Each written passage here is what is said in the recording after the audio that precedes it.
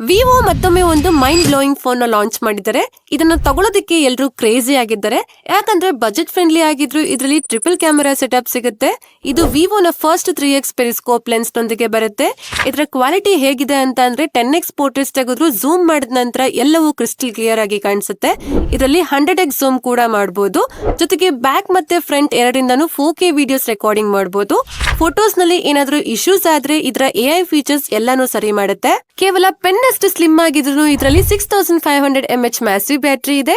ಇದು 4 ಇಯರ್ಸ್ ನಂತರವೂ minimum 80% health ಉಳಿಯುತ್ತೆ.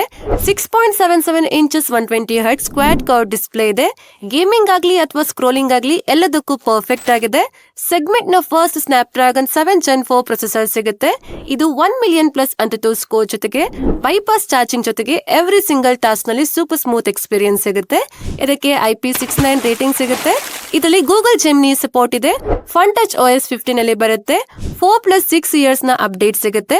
ಇದರ ಫುಲ್ ಡೀಟೇಲ್ ವಿಡಿಯೋ ನಮ್ಮ ಚಾನಲ್ ಇದೆ ನೋಡಿ, ಅಥವಾ ನೀವು T4 ಅಂತ ಕಮೆಂಟ್ ಮಾಡಿ, ನಾನೇ ಲಿಂಕ್ ನ ಶೇರ್ ಮಾಡ್ತೀನಿ.